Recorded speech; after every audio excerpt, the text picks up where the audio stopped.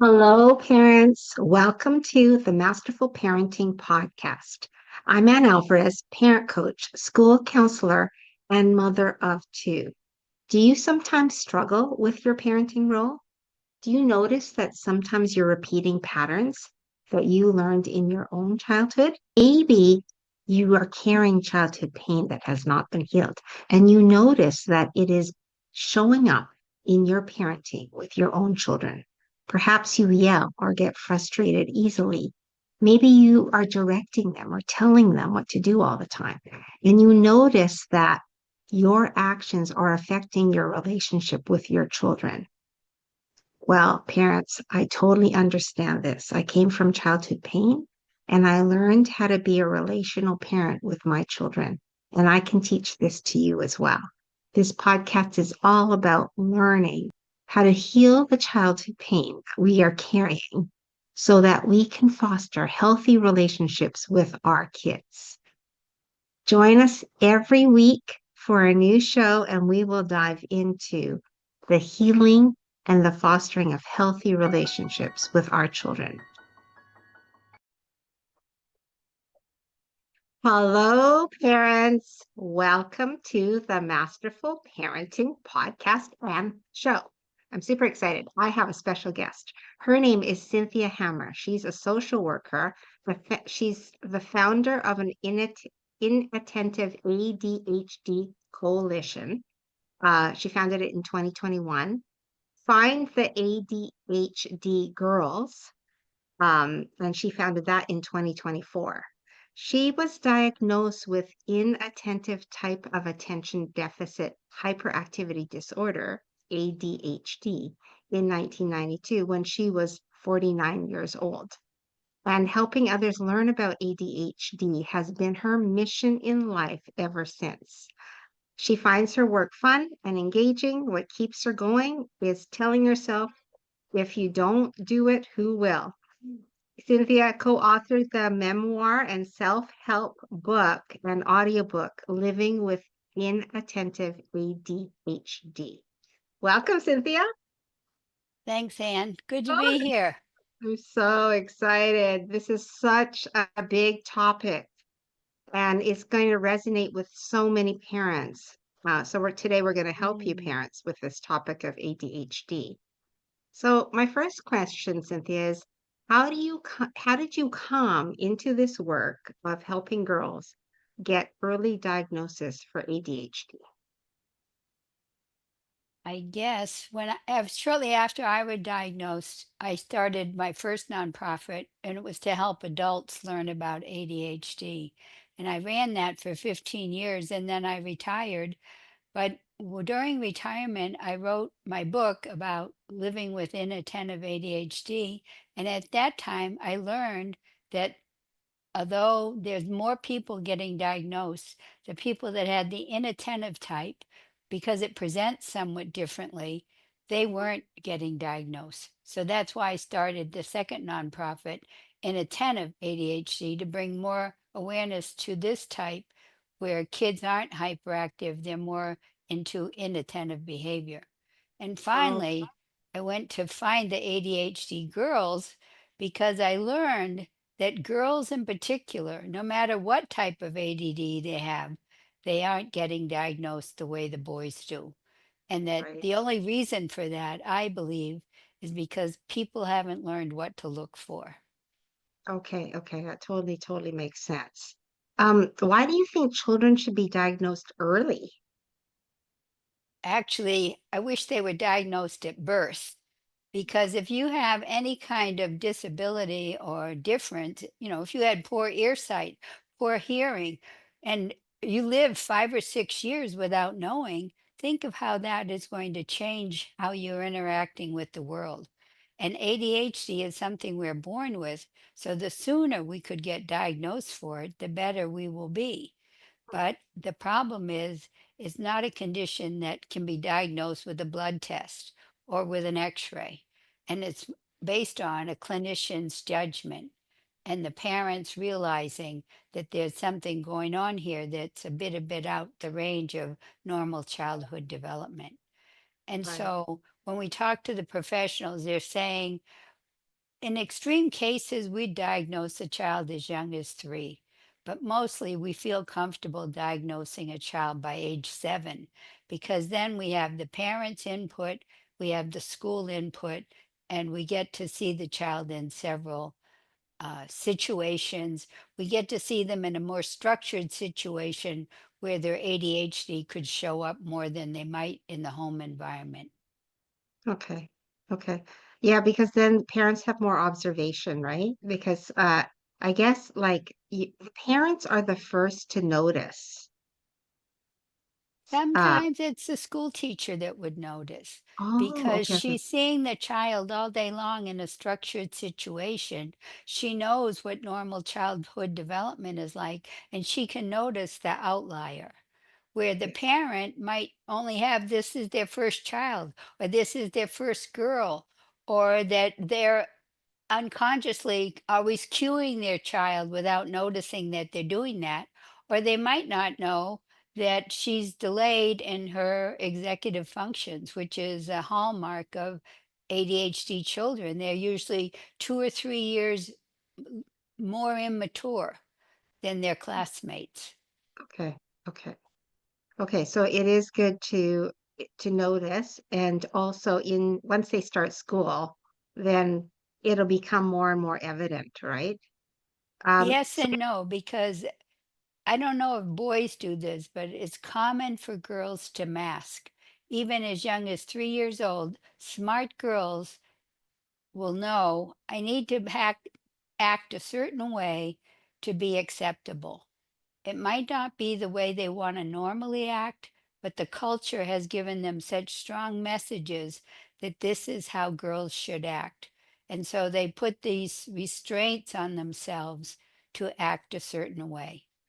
right, they already know at such a young age, right? Well, I think, even in different cultures, there's a restraints that are put on girls. I've talked to a black girl who was just saying, she was brought up with so many straight expectations of how she needed to behave. So she wasn't getting in trouble. She wasn't putting a black mark on her whole culture. Oh, wow. Amazing. Okay, so maybe let's talk a little bit about how the ADHD shows up differently in boys from girls. And that's why it's harder to notice it in Well, girls.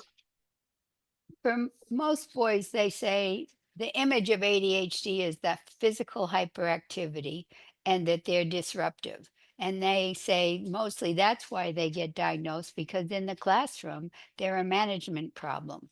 And until the teacher can get this child to sit down and pay attention and not be talking and not being getting up and causing problems in the classroom, there's a lot of pressure for that child to get diagnosed.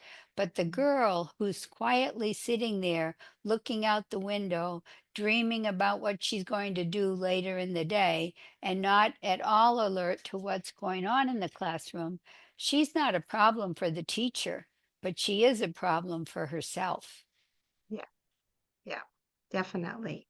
So with boys, we'll see more energy, more uh having to get up, having to move around, right? And then with But not across the board. It's more predominant in boys, but there are still boys that have the type that are inattentive and flaky, and they have gone undiagnosed for years too.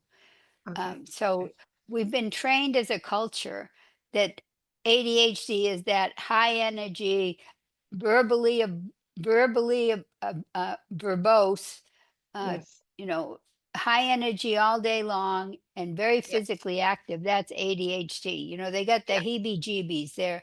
Uh, Can't they're, sit still. yeah, yeah, right. That's Ants in it. their pants. And so when you don't see that and you're told ADHD is also this other way, where it's their internal, they're hyperactive internally, but they could have a very calm exterior, but they're Mhm. not present. Okay, Their mind is elsewhere. right. Okay, okay, okay. That totally So makes sense. so that Uh, and the girls, more girls have that type. So the boys have the more physical but there's some that don't. With the girls, more of them have the inattentive type, but some of them don't. Some of them have the hyperactive type, but because of culture, they're suppressing their hyperactivity. When I talked to the women that had the type, it's called combined type, where they have the high energy, they said that they would be biting their cheek or turning their foot over, causing themselves some slight pain to remind themselves, I need to stay in my seat. I need to not talk. I need to, they wanted to meet the teacher's expectations, but it was Yeah. very hard for them. Wow. Wow, that would be like very frustrating and difficult. Um, so what are some of the signs that parents should look for in their girls that may indicate ADHD? I think in the home, the parents should be wondering how often they have to call the child to do something. And then if the child starts to do something, if they can persist at it, or if they go back and in a few minutes she's already been distracted and she's on to some other task. So probably persevering in a task, especially a task that they didn't want to do, because our mind always drifts to the thing that's interesting to us. It's very hard for us to stick with the things that are boring. It's much more arduous for us to be on something that's boring. Often these children are forgetful. They're losing things. You could keep buying them a new pair of mittens and they'd keep losing them at school. So there's a problem with tracking their possessions. They're often messy, uh, disorganized, even though they benefit from being in an organized situation, they often are not able to create that for themselves. Mm. So some of the things that help these children is having a home that's well structured, having a home with things happening at routine times so the children know what's predictable. And often it resorts to having signs to say, when you get up in the morning, these are the tasks you need to do. Um, Having more clocks around the house so they can stay aware of the time and the passing of time. Some of these children are sensitive to how fabrics feel or how the texture of foods are. They wouldn't like this.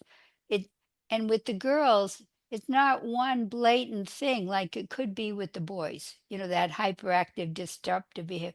The girls, it's kind of like more of a detective. And that's what we have with our checklist is all the kinds of behaviors to look for.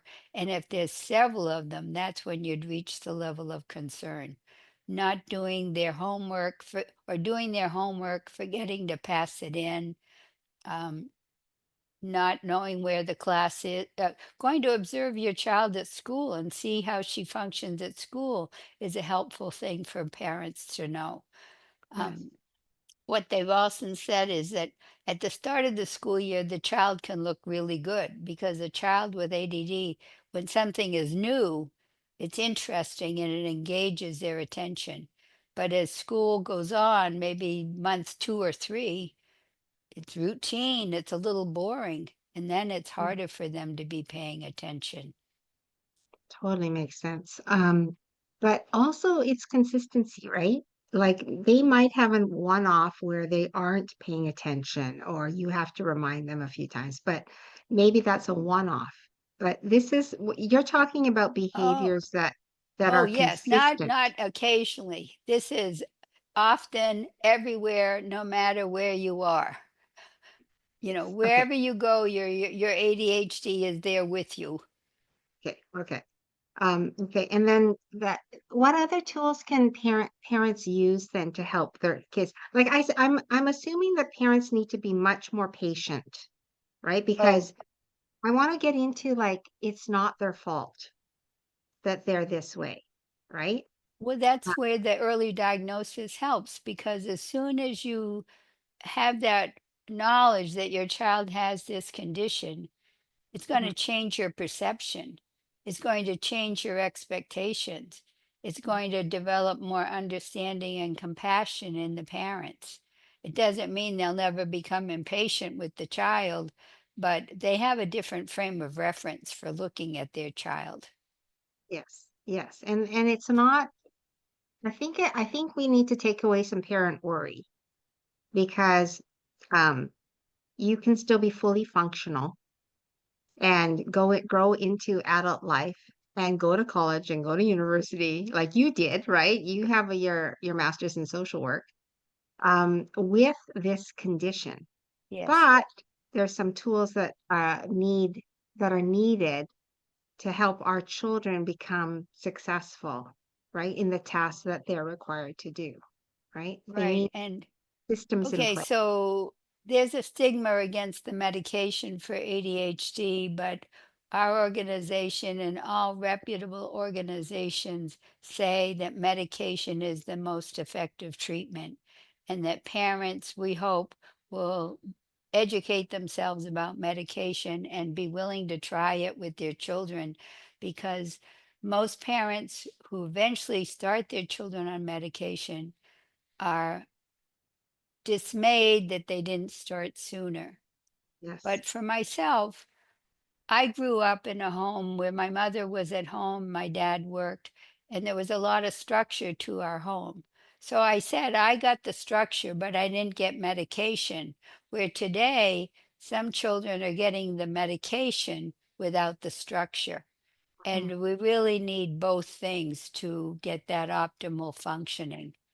Okay. Okay, that totally makes sense. I just want to share that as a school teacher, I've been I was a school teacher for many, many years, and then as a school counselor, I was resistant in the beginning to medication. But then I noticed when my students got on the medication, they were so much better in school. Yeah, They could focus. And teenagers, I will tell you, if you deny teenagers the medication and they have this condition, then they're going to self-medicate. So I had mm, students too that would smoke marijuana and they would tell me that it helped them in their focusing. They said, right, I can right, focus then. right. So we have to really listen to our kids if they are like, don't be so resistant to medication because we're both saying the same thing that if it helps our kids, then we need to go that route, right? And have the structure with the medication. There's a lot of evidence that children that aren't medicated, there's a lot of harm that happens from that. Not being medicated, they're more likely to have uh, car accidents, more likely to attempt suicide, more likely to be pregnant, more likely to have substance abuse. So you have to weigh what could be the downsides of not getting your child diagnosed and treated with the upsides of medication, the downsides of Exactly. medication. I mean, there's people and parents have concern about medication, but they need to weigh that with the concerns of leaving their child unmedicated. Yes. Yes. And I think if parents are not sure, okay, I'm just going to say teenagers, they are forgetful.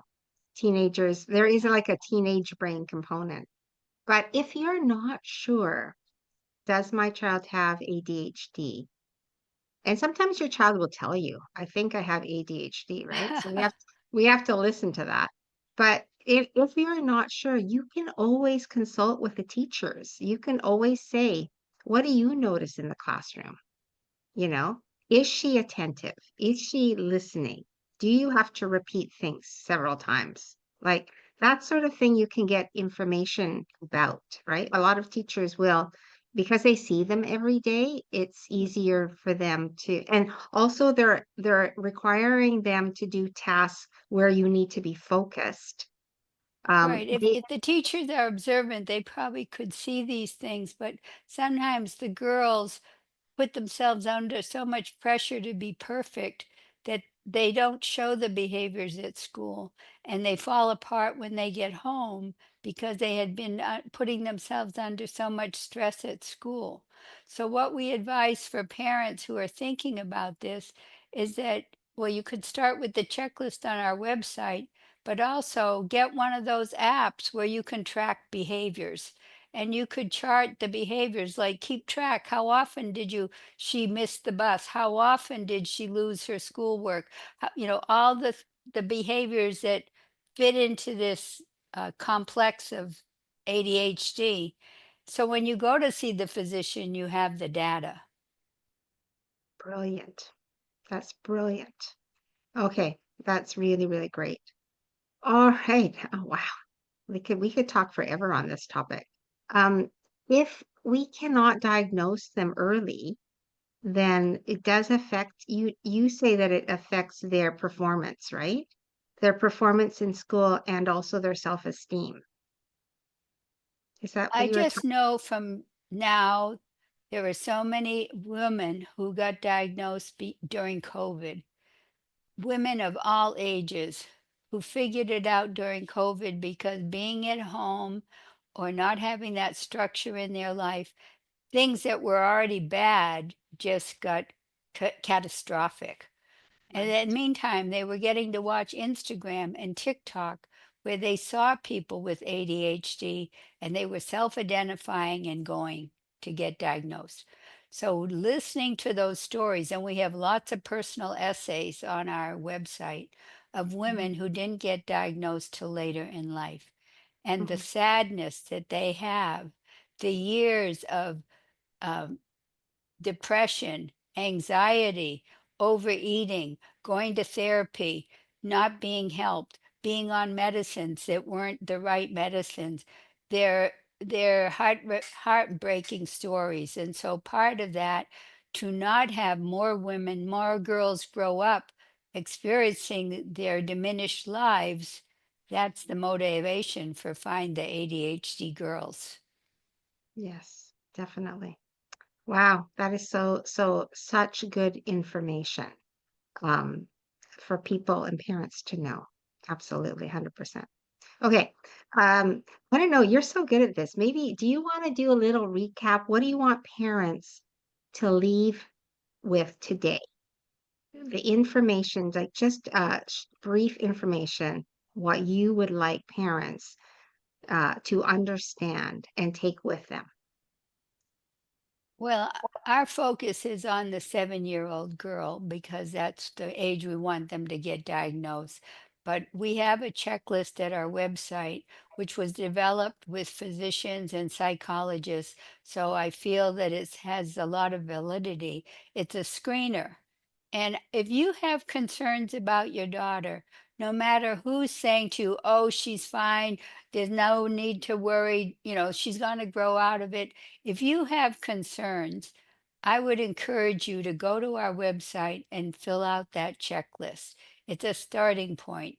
And even if you fill it out and there are very few checks, you could go back later if your concerns continue, because sometimes as environmental stresses increase on a child, the behaviors of ADHD become more pronounced, more noticeable.